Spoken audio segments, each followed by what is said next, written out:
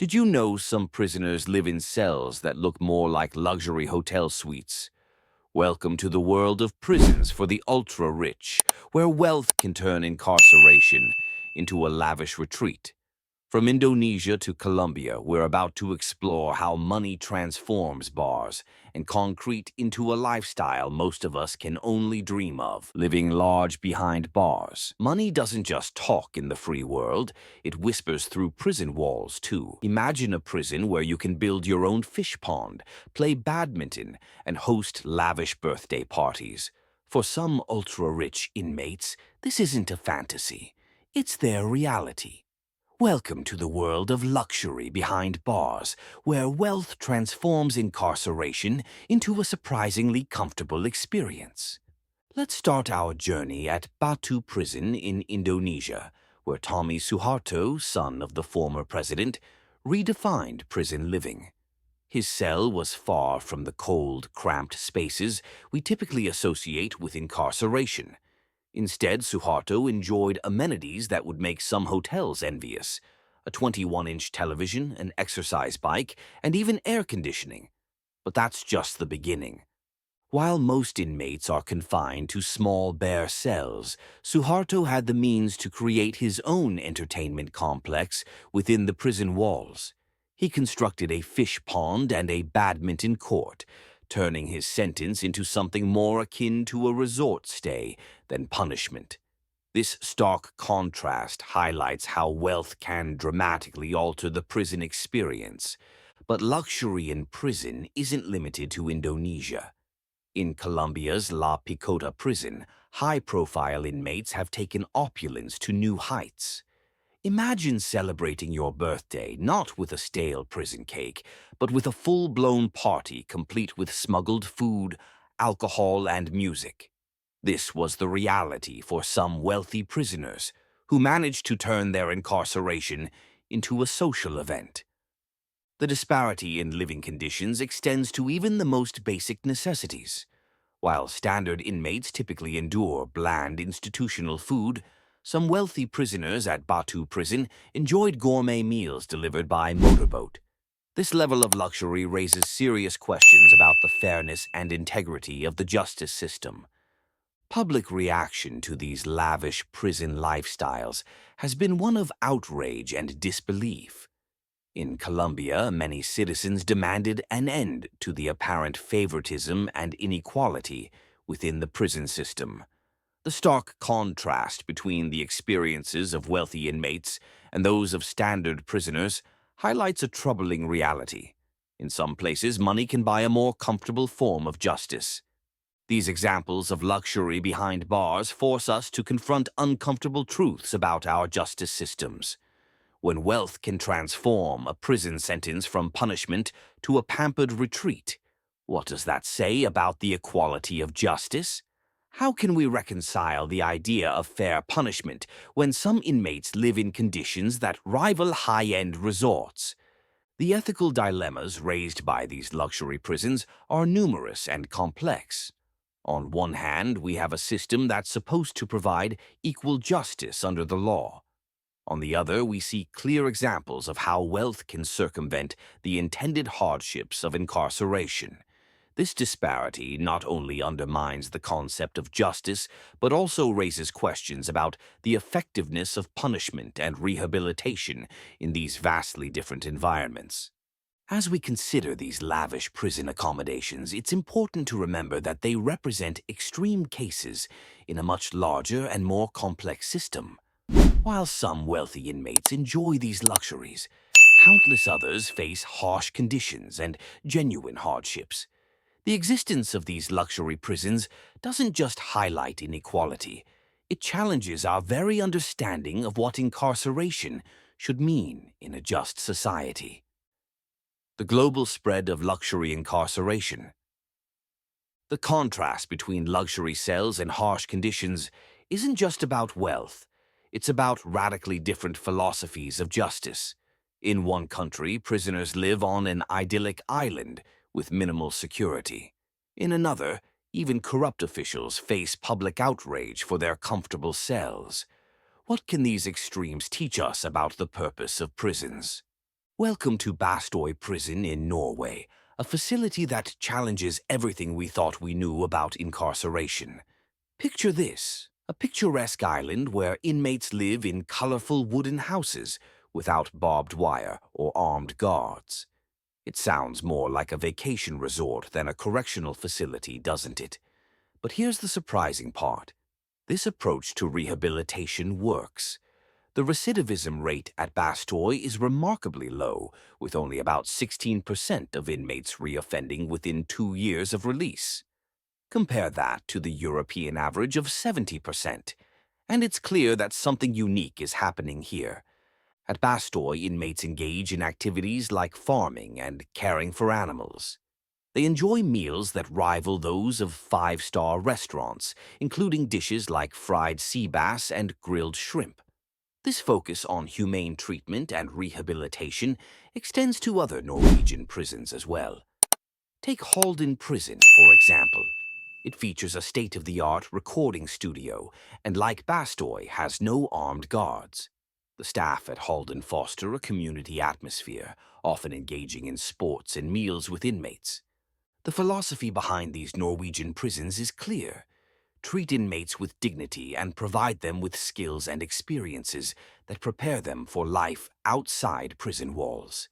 Inmates at Halden have the autonomy to open their own doors, wear their own clothes, and enjoy amenities like a gym and communal areas.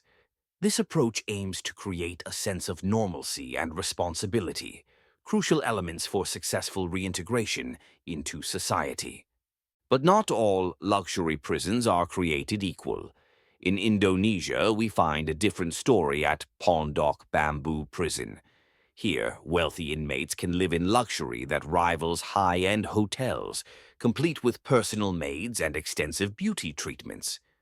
Similarly, at Sukamiskin Prison, also in Indonesia, inmates with means can renovate their cells with plush furniture and enjoy gourmet meals.